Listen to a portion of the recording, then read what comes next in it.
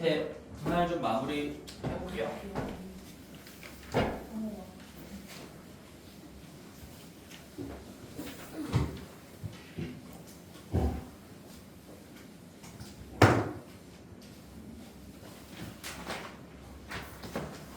자, 거기 1번은 잘 풀어봤을 거라고 믿을게요, 그냥. 2번. 6명의 학생이 2명씩 짝을 지어서 서로 다른 세 곳으로 봉사활동을 한다.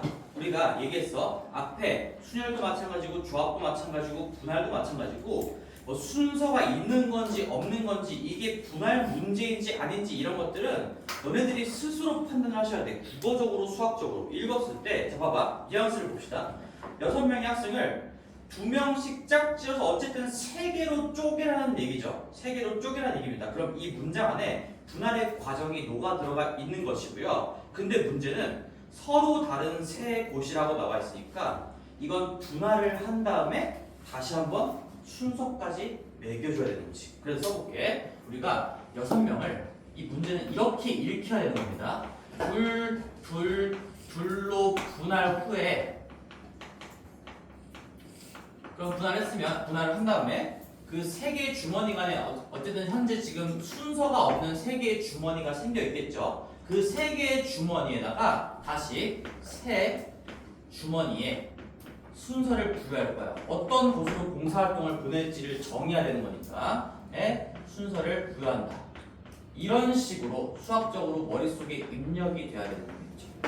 자, 그럼 나 여기까지 해보자. 분할할 거야. 먼저 6개 중에 2개 뽑고 4개 남은 4개 중에 또 2개를 뽑고 또 남은 4개 중에 2개를 뽑는 건데 숫자의 크기가 같은 주머니의 개수가 3개 있으니까 그 세 주머니 간에 자동으로 부여된 순서를 제거해 주면 분할이 끝났겠죠.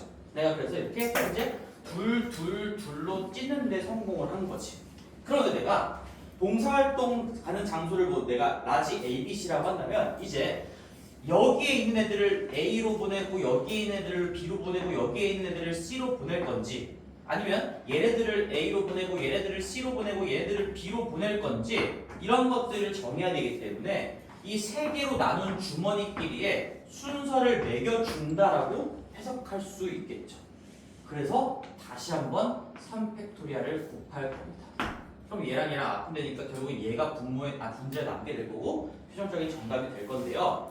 그러면 이제 이런 뻘짓을 왜 하나요? 애초에 그냥 3팩토리얼로 안 나눴으면 됐지 않을까 하는데 절대로 그러면 안 돼요. 무조건 분할한 다음에 만약에 순서가 매겨지는 과정이 있으면 따로 다시 순서를 매겨주는 겁니다. 왜 그러냐? 이 예시는 사실 적절치가 않은 것 같아. 우리가 이거 말고 이걸로 공부해야 돼. 5명을 둘 하나로 찢은 다음에 똑같이 그냥 세 곳 A, B, C의 봉사활동을 보낸다라고 해볼게요. A, B, C에 보낸다. 이렇게 만약에 문제가 되어 있으면 너네들이 이거 순서 구별을 안 한 다음에 안 곱하고 이런 걸로 절대 안 되겠지. 무조건 둘 하나로 찢으면 5C2 곱하기 3C2 그리고 나머지 1C1인데 자, 다 써놓고 이제 너네들은 요령으로 보는 거야. 뒤쪽에 숫자가 같은 주머니가 2개야. 그러니까 이 둘 간의 순서만 무시해주면 되는 거야. 뒤쪽에 숫자가 똑같은 주머니가 3개야. 그러니까 셋 간의 순서를 무시해줘야 되는 거고 그러고 나서 그 3개의 순서 없는 주머니에 A, B, C라는 순서를 매겨줘야 되는 거니까 이런 경우를 잘 보시면 절대로 이게 약분이 되지 않겠죠. 근데 이 예시는 그냥 우연히 약분이 되는 겁니다. 우연히 약분이 되는 거고요. 얘 같은 경우에는 둘 하나로 찢은 다음에 그 셋을 A에 보낼지 B에 보낼지 C에 보낼지를 정해야 되는 거니까 세 주머니 간의 순서를 다시 한번 부여를 해준다.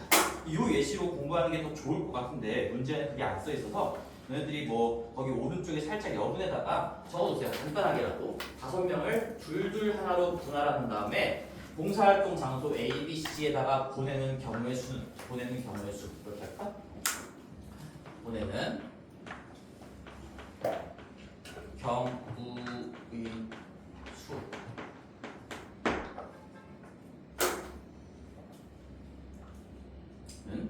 이렇게 구해지겠죠.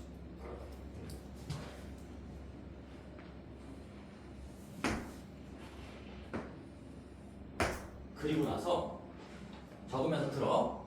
이렇게 분할을 한 다음에 순서 없는 주머니에다가 다시 순서를 매기는 과정을 분배라고 얘기합니다. 그래서 항상 분할과 분배는 세트로 자주 출제가 되지. 분할한 다음에 다시 그 주머니를 어디에다가 보낼까? 어떤 이름표를 붙일까? 그 과정을 분배라고 해요. 여기도 마찬가지로 분할한 다음에 순서가 없던 상태에서 순서를 매겨주는 과정을 분배라고 부릅니다. 분할 문제가 나올 수도 있고 분할 후에 분배까지 하는 문제가 나올 수도 있겠죠. 지금 이런 식으로 분할과 분배입니다. 여기 뭐 분배라는 용어가 나오진 않았지만 그냥 상식적으로 알고 계시면 좋을 것 같고요. 적어놓고 3번 왼쪽에다가 대진표. 자, 3번 왼쪽에다가 우리 마지막으로 이제 대진표를 배울 건데요. 대진표 문제 아주 출제가 자주 되죠. 무조건 나오죠. 얘는. 대진표는 이렇게 한번 적어봅시다. 이거는 분할의 연속이야. 대진표를 봤을 때 대진표를 짠 경우의 수를 구하시오라고 한다면 분할을 계속 해나가는 거예요. 분할을. 자, 이렇게 적어놓고 한번 구체적인 예시로 다시 한번 또 설명을 해줄게. 분할의 연속이다. 한번 왼쪽에다 적어놓으세요. 그리고 우리 개념 공부할 때 당연히 여기까지 다 공부하셔야 됩니다. 이거 특강이 아니고 그냥 개념이야. 자, 그래서 보자. 뭐 아주 간단한 대진표 하나를 딱 써볼게. 이렇게. 내가 3개의 팀이 있는데 이런 식의 대진표에다가 ABC 팀을 끼워 넣을 거야. ABC 팀. 자, 그럼 대진표가 갖는 의미가 뭐냐면 잘 들어봐. 대진표를 짰을 때 이게 왼쪽이고 이게 오른쪽이다 이런 건 의미가 없어. 그림을 내가 바꿔 그려도 여기에다가 이 두 갈래 길을 그리고 오른쪽에다가 한 갈래 길을 그려도 이 위아래 대진표는 똑같은 그림이야. 똑같은 그림. 무슨 말이냐면 누가 누구랑 붙는지만 중요한 거지 이 그림상 왼쪽에 있냐 오른쪽에 있냐는 아무런 상관이 없어요. 누가 부전승으로 남아있냐가 중요한 거지 얘가 왼쪽에 있냐 오른쪽에 있냐는 아무런 상관이 없다는 얘기입니다. 그러면 우리 여기에 어떤 그냥 갈래길이 있다라고 생각을 했을 때 하나 여기 꼭다리가 있다고 생각해 볼게. 여기에서 3명을 일단 1명과 2명으로 분할하는 거야. 이 왼쪽 오른쪽 여기를 그냥 크게 왼쪽 주머니 오른쪽 주머니라고 생각해 보면 이 두 개의 주머니는 순서가 없는 주머니라는 얘기죠. 그냥 누구를 왼쪽 1명으로 보낼 것이냐 누구를 2명짜리로 보낼 것이냐니까 여기는 1, 2 분할이 들어가는 거죠. 이 시점에서. 그럼 분할을 하는 순간 일단 이 구조가 갖춰질 거고요. 여기서 다시 그 2명을 하나하나로 분할하는 과정이 한 번 더 들어가는 겁니다. 1단계로 1명, 2명으로 분할을 하고 다시 그 2명을 1명, 1명으로 분할하는 과정에 들어가면 되겠구나. 자, 그래서 결국엔 경우의 수는 어떻게 구해지냐?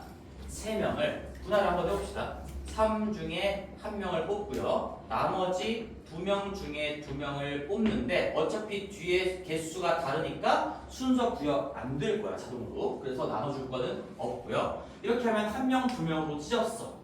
그 다음에 그럼 내가 현재 그냥 하나, 2개 놓은 건데 이 2개를 다시 1대1로 찢어야 되는 거니까 연속적으로 분할을 하는 거지. 이렇게 1차 분할을 하고 그 다음에 2차 분할까지 다 해야 이런 대진표가 완성이 되는 거니 동일한 구조 반복이라는 건 감각적으로 느끼면서 고변산으로 계속 처리를 해주셔야 됩니다. 그래서 여기 2명 중에 1명을 뽑고 1명 중에 1명을 뽑을 건데 개수 똑같죠? 그래서 2팩토리얼로 나눠줘야 돼. 그리고 결과적으로 이 뒤에 2차 분할은 값이 얼마인지 생각을 해봐. 2분의 2 곱하기 1이니까 2야. 이 곱하기 1 아무런 의미가 없어. 왜 없을까?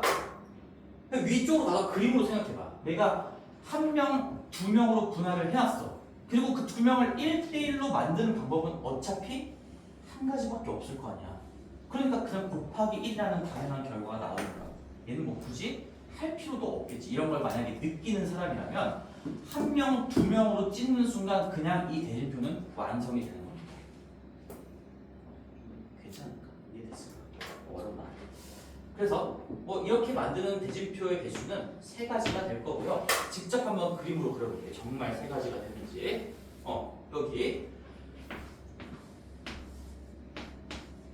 A, B랑 C랑 맞짱뜨는 거. 그리고 B가 부전승이고 A랑 C가 맞짱뜨는 이런 대진표가 가능할 거고 C가 부전승이고요. 그 다음에 A랑 B가 맞짱뜨는 이런 대진표 세 가지밖에 안 나오겠죠. 이거 자리 바꾼 것도 있지 않나요? 이런 질문을 하면 안 돼요. 대진표는 누가 누구랑 붙냐만 중요한 거지 이 자리 바꾸는 건 아무런 의미가 없습니다. A랑 C가 붙고 B는 부전승이다. 이게 중요한 거예요. 그래서 대진표는 다시 한번 분할의 연속이다라고 생각을 하셔야 됩니다. 머릿속에 그게 들어가 있어야 돼. 자, 그러면 이렇게 생긴 대진표까지만 한번 연습을 해볼게. 이렇게. 그리고 이 대진표를 푸는 방법 자체는 사실 엄청나게 많거든. 근데 우리는 지금 심화 과정까지는 아니니까 나중에 너네들이 심화 과정을 나랑 언제 할지 모르겠지만 그때 가서는 대진표를 푸는 새롭게 해석하는 방법도 알려줄 거야. 근데 일단은 기본적인 개념을 익히는 게 중요하겠죠. 자, 이런 식으로 대진표를 한번 만들어 봅시다. 팀은 A, B, C, D가 있어요. A, B, C, D. 자, 이제 좀 느껴야 돼. 그럼 첫 번째 꼬다리에서 나는 두 명 분할을 할 거야. 둘 나누는 게 중요한 거겠죠. 뭐 A, B가 왼쪽에 있냐 오른쪽에 있냐 아무런 의미가 없습니다. 이거 어차피 자리 바꿔도 똑같은 그림이에요. 그래서 둘 분할을 한 거하고 여기서 2차 분할이 이루어질 거야. 그 두 명을 한 명 한 명으로 또 찍고 여기서 3차 분할이 이루어질 거야. 그럼 난 항상 대진표 문제가 나오면 이 위에 꼬다리가 안 그려져 있을 거거든.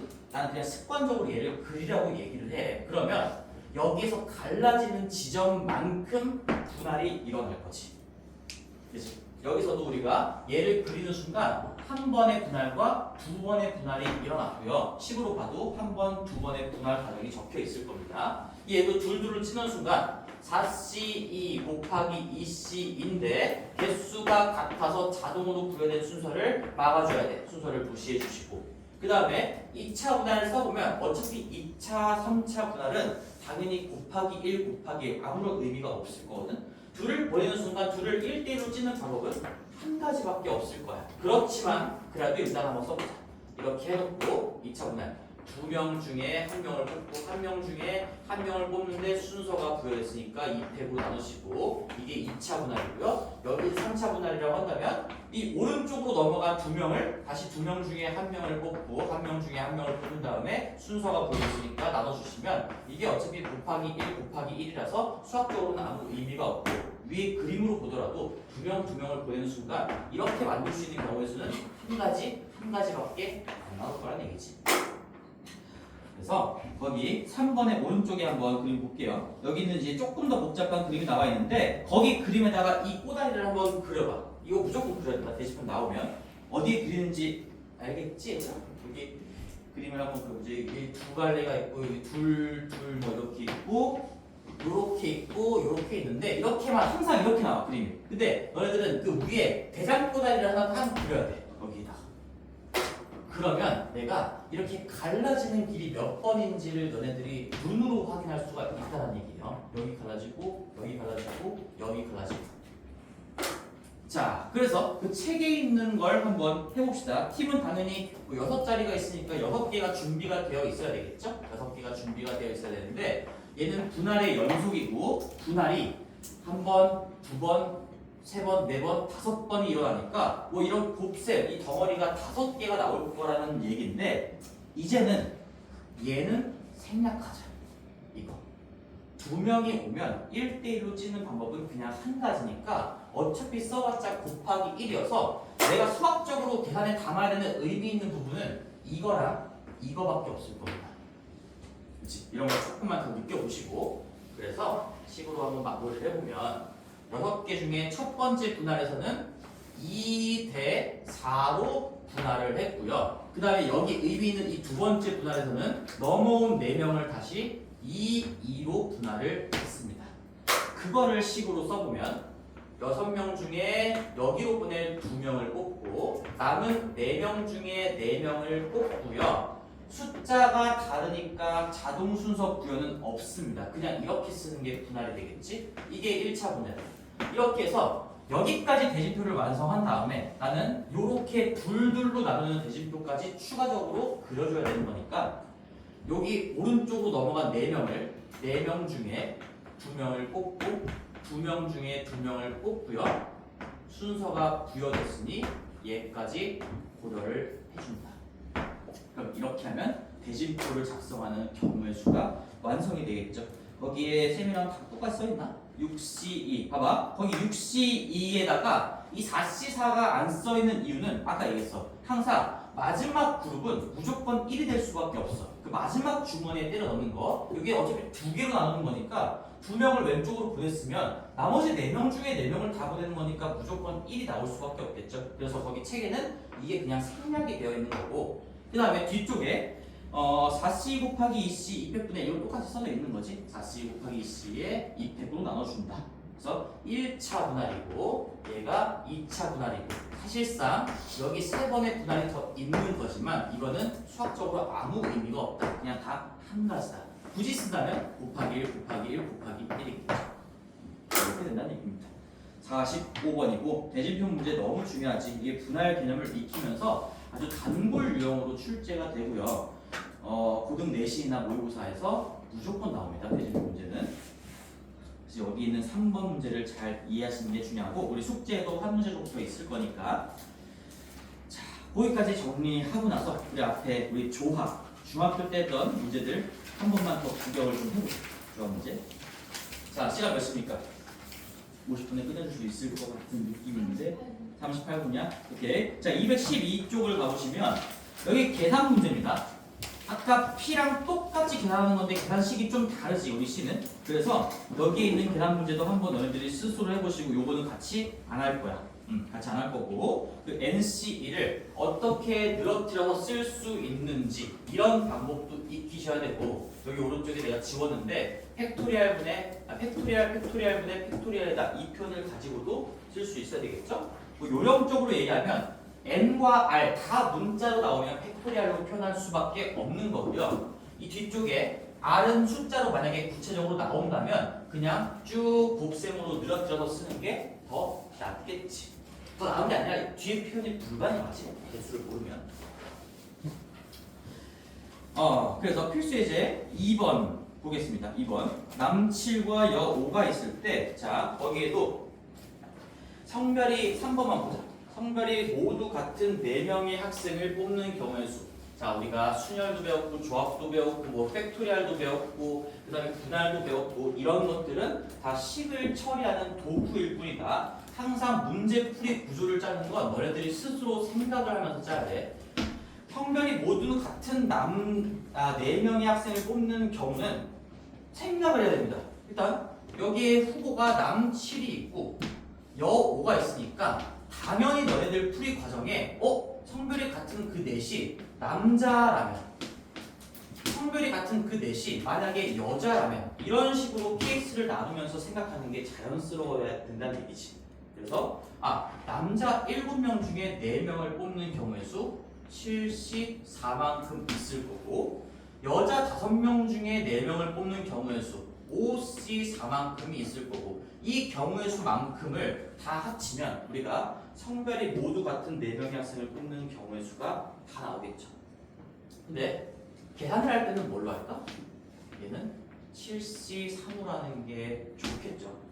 얘도 계산을 할 때는 5C1로 하는 게 좋겠죠. 그래서 정답을 내보시면 얘는 7, 6, 5를 3, 2, 1로 나눈 거니까 7 곱하기 6 곱하기 5를 3 곱하기 2 곱하기 1로 나눴다라고 볼 수도 있고 아니면 7 팩토리얼을 3팩, 4팩으로 나눴다고 볼 수도 있는데 지금 이 정도의 계산은 얘가 더 편할 거고요. 얘도 마찬가지 얘는 뭐 5를 1로 나눈 거니까 당연히 얘가 더 편하겠죠. 물론 5팩토리얼을 1팩, 4팩으로 나눴다라고 계산할 수도 있습니다. 얘랑 얘를 채택해 주시면 6 다 날라가고 35, 5더해서 40이 정답이 되겠네요. 그래서 문제의 조건을 잘 반영해 가면서 간결한 풀이 구조를 만들고 이 풀이 구조를 만드는 것 자체가 자연스러워야 된다. 다시 한번 얘기할게요. 다음 페이지 필수 예제 3번. 적어도 똑같은 문제니까 얘는 생략할 겁니다. 우리 앞에 있는 유형이랑 똑같아. 근데 한 번만 더 칠까자. 거기 공략 포인트에 또 적혀 있어. 적어도가 나오면 거기다가 두 글자 간접적으로 푸는 방법을 떠올려라. 이 정반대를 전체에서 빼는 게 더 편할 수도 있겠다. 그런 생각을 하셔야 되고요. 그 앞에 부분이랑 똑같은 유형이고 P냐 C냐의 차이만 있는 거니까 잘 안 되는 친구들은 앞쪽에 풀이 과정까지 같이 보면서 공부하세요. 215페이지로 가겠습니다. 자, 얘도 한번 해보자. 얘는 이제 뽑고 나서 나열을 한대요. 그럼 뽑고 나서 순서를 다시 매긴다 뭐 이런 얘기가 되겠네. 2번을 보면 남자 4명, 여자 2명을 뽑아서 여자 2명이 서로 이웃하도록. 야, 우리가 배운 여러 가지 그 어떤 방법들이 복합적으로 쓰이겠구나라는 느낌이 좀 오죠. 이웃도 있고 일단 뽑는 것도 해야 되고 여자끼리 이웃도 시켜야 되고 하니까 자 봅시다. 남자 5가 2번 남 5, 여 3이 있어요. 근데 우리는 남자 4명을 뽑아 말 그대로 합시다. 남자 4명을 뽑는데 5명 중에 4명을 뽑는 거지. 그리고 여자 2명도 뽑는데 그럼 여자 2명, 3명 중에 2명을 뽑는 거니까 얘도 뽑고 얘도 뽑으니까 기본적으로 곱셈이 들어갈 수밖에 없겠네요. 5명 중에 4명을 뽑고 3명 중에 2명을 뽑는다. 근데 거기에 뭐라고 하냐면 여자 2명이 서로 이웃하도록 한대요. 이웃하도록. 그러면 자, 난 여기서 지금 뭐만 한 거야? 뽑아놓기만 한 거야. 뽑아놓기만. 아직 얘네들끼리 이 6명 간의 순서를 매겼어 안 매겼어? 안 매겼지? 어디도 내가 순서를 매겼다는 얘기가 없습니다. 그리고 심지어 이거 자동 순서 부여가 되는 것도 당연히 아니죠. 왜 아니냐라고 얘기한다면 뭐가 아니어서 아닐까? 이 뒤에 숫자가 달라서라고 얘기하면 안 돼. 동일한 후보 그룹이 아니야. 이거 앞에는 여기 5명 그룹에서 4명을 뽑은 거고 여기 뒤는 여기 또 다른 3명의 후보 그룹에서 2명을 뽑은 거기 때문에 애초에 이거는 뭐 동동순 얘기 자체를 할 수가 없는 거죠. 그냥 여기서 4명을 뽑고 여기서 2명을 뽑은 상태다. 그럼 난 지금 현재 상태는 이렇게 남자 4명이 있고요. 여자 3명이 뭐 어떻게 있는지 모르겠지만 그냥 이렇게 내 손바닥에 7개가 올려져 있는 거야. 7명이. 자, 그런 다음에 이제 순서를 매겨줘야 하는데 2명이네. 이 둘과는 이웃시키라고 했으니까 여기서 우리 이웃할 때 쓰는 그 방법을 써먹으면 되겠지? 이 둘은 순서를 매길 때 한 몸으로 보자. 나는 이제 순서를 매길 때 하나, 둘, 셋, 넷, 다섯, 6명으로 생각하는 게 아니라 하나, 둘, 셋, 넷, 5명으로 생각하는 거지. 5명으로. 그치? 그래서 여기까지는 뽑기의 과정이었고요. 뽑은 다음에 그 후보들을 가지고 뽑힌 애들을 가지고 순서를 추가로 매기라고 했으니까 자 5명 조건을 반영해서 5명이라 생각하고 순서를 매긴다. 그리고 이 둘 간에 항상 이웃 조건이 나오면 그 몸 안쪽에서도 순서를 바꿀 수 있는지까지를 고려해야 되는 거니까 이 팩토리아를 또 곱해야 되는 거지. 좀 어렵지, 복잡해지는 거지. 이제 여러 가지 조건들이 얽히고 설키는 겁니다. 국어로 얘기해 볼게. 다시 5명 중에 4명을 뽑고 3명 중에 2명을 뽑아. 난 뽑기만 한 거야. 어디에도 순서 부여 과정이 없었어. 그런데 이 문제에서 그렇게 한 다음에 이웃 조건을 집어 넣으면서 얘게 6명을 다 순서를 부여하라고 했으니까 5명이라고 생각하고 순서를 부여하고 여자끼리 바꾸는 것까지 불가한다. 여기가 순서 부여였죠. 순서 부여. 여기까지가 뽑는 거고. 그래서 제목 자체도 뽑아서 나열한다 라고 되어 있었거든. 처음부터 애초에 순서를 바로 매겨버리세요가 아니고요. 그냥 순서 자체가 뽑기 후 순서 부여 이렇게 되어 있는 거니까 그냥 이 순서를 따라가면서 너네들이 할 수 있는 행동들을 연결해 나가면 된다는 얘기예요. 그래서 얘를 조금 더 수학적으로 얘기하면 이거를 뭐 나중에 2학년 때 가면 이렇게 합니다. 먼저 구성을 하고 내 손바닥에다가 일단 몇 개를 올리고 구성 후에 배치를 한다. 이런 식으로 얘기를 합니다. 그러면 지금처럼 뽑는 과정에 순서를 매기는 과정을 이어붙이면 된다는 얘기지. 반복해서 연습을 하셔야 돼요. 요 필수의 4번 자체가 이제 조금 난이도가 올라가면서 고등에서만 볼 수 있는 유형이 될 겁니다. 이런 것들이. 그 다음에 필수 예제 5번, 6번 또 반가운 영들이 나왔죠? 중학교랑 똑같아요. 점 가지고 도형 만드는 문제. 필수 6번은 선 가지고 도형을 만드는 문제다. 그럼 얘는 말로만 정리를 하고 필기만 좀 해보자. 우리 점 가지고 만드는 문제들 아주 단골 문제였었던 것 같은데 여기에 이렇게 나와 있죠. 제일 중요한 거 쌤한테 수업 안 들었던 친구들도 있으니까 요번에 한번 잘 정리를 해봐. 이렇게 점이 있어요. 그리고 여기도 하나, 둘, 셋, 네 개가 있어요. 우리 점들 중에서 몇 개를 뽑아서 뭐 삼각형이나 사각형이나 등등을 만드는 문제는 항상 뭘 체크하는 게 중요하지? 이 점들이 같은 선상에 놓여있는 이 구역을 체크하고 넘버링하는 게 굉장히 중요합니다. 왜 그러냐? 이렇게 일렬로 쭉 같은 선상에 놓여져 있는 점들 중에서 3개를 뽑으면 삼각형이 안 만들어지겠지. 4개를 뽑아도 사각형이 안 만들어지겠지. 그러니까 다각형, 어떤 점들을 가지고 다각형을 만들 때 반듯한 선상에 놓여져 있는 것에서 점을 다 뽑아버리면 다각형이 만들어질 수가 없다는 얘기고, 그럼 출발은 여기 동그라미 3번만 할게요. 바로 2번. 3개의 점을 꼭지점으로 하는 삼각형의 개수를 구하라고 했으니까 일단 삼각형이 되기 위해서 점 3개를 뽑아야 돼. 8개의 점이 있으니까 무조건 8개 중에 4개를 뽑는 경우의 수에서 출발을 할 거죠. 그러면 일단 거의 대부분은 다 삼각형이 만들어질 거야. 내가 이거 뽑고 이거 뽑고 이거 뽑아. 한 번 뽑아서 하나의 경우의 수로 카운팅 할 때 삼각형의 개수도 고스란히 한 개가 만들어지는 거니까 이 8C4라는 경우의 수가 거의 다 삼각형의 개수가 될 겁니다. 근데 여기에서 이 4개 중에서 3개를 뽑는 경우는 18C3인데 4개 중에서 3개를 뽑는 경우는 삼각형이 안 만들어지는 경우이므로 얘를 다 빼주셔야 되겠죠? 만들어지지 않는 경우. 그래서 내가 이렇게 일렬로 배치되어 있는 점들의 어떤 구역을 넘버링을 하는 순간 너네들은 뺄셈으로 한 번 해주면 되겠구나 라는 걸 눈으로 확인할 수가 있는 거니까 체크해 주시고 이런 비슷한 문제들 하나 밑에다가 다시 한번 또 그려볼게요. 밑에 문제가 5-2번까지만 볼게요. 5-2번 5-2번도 자 삼각형이 이렇게 있고요. 점이 하나 둘 셋 하나 둘 셋 하나 둘 셋 하나 둘 셋 9개에다가 꼭지점 하나씩 해서 총 12개가 있어.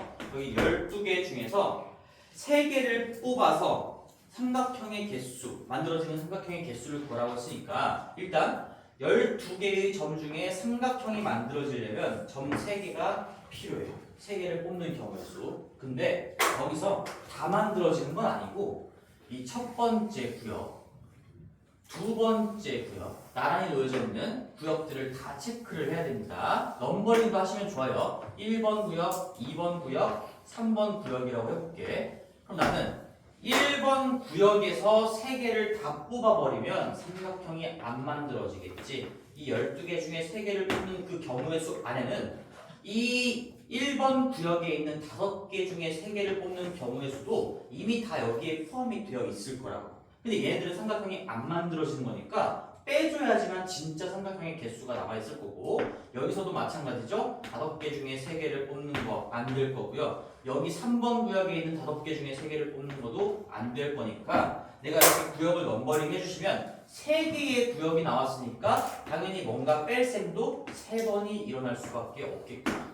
그래야 실수를 하지 않는 겁니다. 구역 체크 반드시 하시고 일자로 배치되어 있는 구역을 체크를 한다. 거기서는 다각형이 만들어질 수 없다. 까지. 자, 그리고 밑에 5-3번 대각선의 개수. 요거는 사실 중학교 1학년 때인가? 중학교 1학년 때 배웠던 얘기죠. 중학교 1학년 때 배웠던 공식으로 얘기하면 우리 대각선 공식 기억나니? N각형의 대각선 개수. 대각선 개수 공식은 우리 n의 n-3을 2로 나눈다 이렇게 구하는 게 중학교 1학년 버전이고, 그리고 중학교 1학년이 아니라 고등학교 1학년 또는 중학교 2학년 경우의 수 버전으로 얘기하면 이제 C라는 표현을 써볼까? 이렇게 될 거죠. 대각선의 개수 공식은 어차피 이 둘의 결과는 똑같습니다. 이걸로 계산하든 얘로 계산하든 이거 한번 풀어 써볼까? NC2라는 게 우리가 n 곱하기 n-1을 2로 나눈 거고요. 거기다가 n을 빼주면 얘를 정리하시면 이게 똑같이 어차피 2의 n의 n-3이 나와요. 얘로 하나 수학적인 의미가 똑같은 건데, 중학교 1학년 때는 이런 이 조합이라는 걸 배우지 않았기 때문에, 경우의 수 관점을 배우지 않았기 때문에 그냥 이런 공식이 만들어진 거고, 뭐 공식이 만들어진 이유도 크게 어렵지 않죠. 여기 어떤 점 하나로부터 그을 수 있는 대각선의 개수는 자기랑 자기 양옆에 있는 것 총 3개의 점을 빼고 남은 나머지 점들이랑 연결하면서 하나씩 만들어질 거니까, 그래서 n-3개라는 게 그거야. 자기와 양옆에 있는 점 3개를 뺀다. 총 n개의 점 중에서 3개를 뺀다. 그런 다음에 그렇게 만들어지는 개수가 총 여기서 2개, 여기서 2개, 여기서 2개, 여기서 2개, 여기서 2개 나올 거니까 얘가 n번만큼 반복이 될 거고, 근데 그렇게 보면 여기서 출발하는 대각선이랑 여기서 출발하는 대각선, 이게 하나의 선이 2번씩 중복이 될 거니까 2로 나눈다라는 게 중학교 1학년 공식. 근데 이제 고등학교 1학년 공식으로 보시면 그냥 일단은 점 n개 중에서 2개를 골라 잡아서 연결하면 무조건 선이 만들어질 거야. 근데 그 중에서 대각선이라고 부를 수 없는 선은 이 변밖에 없겠죠. n각형의 변의 개수도 n개가 있을 거니까 이 NC2로 만들어지는 모든 선 중에 변의 개수 n만 빼고 남으면 나머지 이런 대각선들만 다 카운팅이 되겠지. 그런 얘기입니다. 그래서 우리는 뭐 이제 여기까지 배웠으니까 이걸로 기억하시면 조금 더 좋을 것 같고요. 3번은 그래서 육각형의 대각선의 개수 6C2 중에 변 6개 뺀 거 6C2-6이 될 거고, 계산하시면 9개가 되겠네요. 됐습니다. 자, 마지막 유형인데 사각형, 여기 마지막 유형. 얘는 점이 아니라 선 가지고 만드는 거지. 필수예제 6번하고 마무리를 좀 할게요. 오른쪽 그림과 같이 평행한 4개의 직선과, 그러니까 이게 가로선이 4개가 있고 세로선이 뭐 6개가 있는데 이렇게만 한번 그려보자. 그러면 내가 결국엔 평행사변형을 만들기 위해선 어차피 이 가로 부분에 선 2개가 필요하고 세로 부분에 선 2개가 필요하기 때문에 이 4개 중에 2개를 고르고 여기 6개 중에 2개를 고를 때마다 평행사변형이 하나가 만들어진다는 얘기지. 그래서 정답은 4개 중에 2개를 고르고요.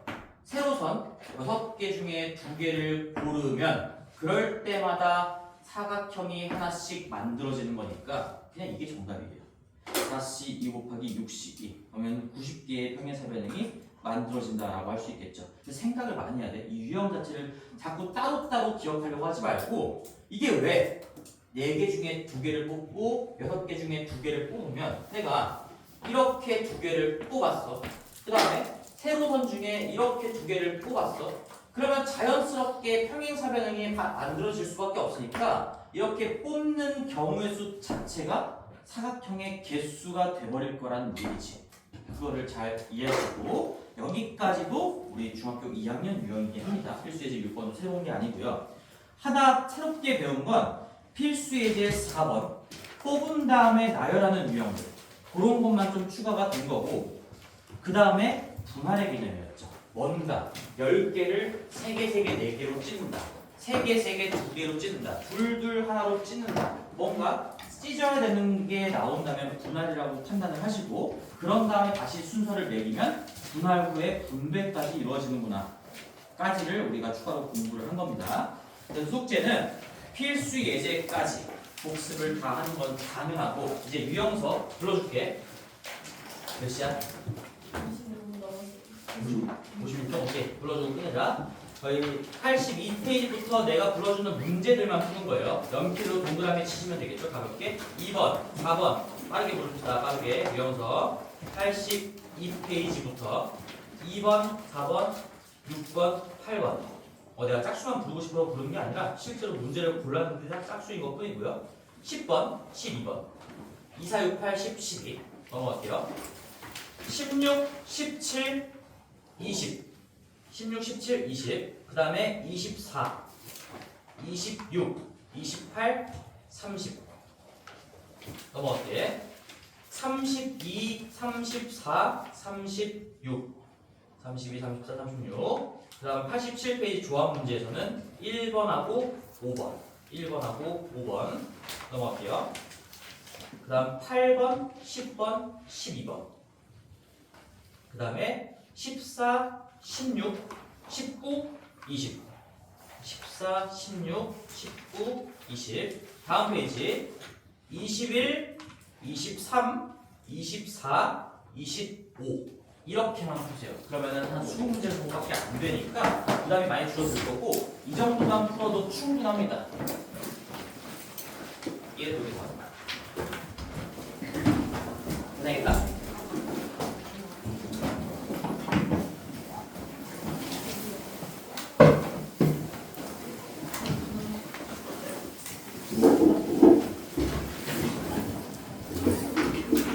그리고 우리 거기 다 있으니까 얘기하면은 우리 제곱 표현 파트 복습하는 거, 교감하는 거 다음 주 주말로 갈게요. 이번 주 주말에 안 되는 친구들이 너무 많아서 다음 주 주말에 다시 가볼게요. 소리 들었지? 다음 주 주말로. 고생했어.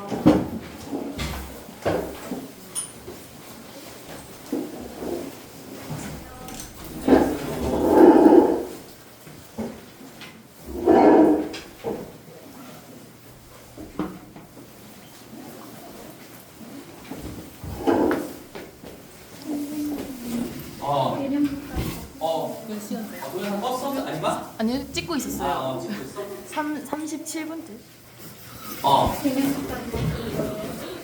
개념 뭐? 그냥 필수겠지. 필수 잘하고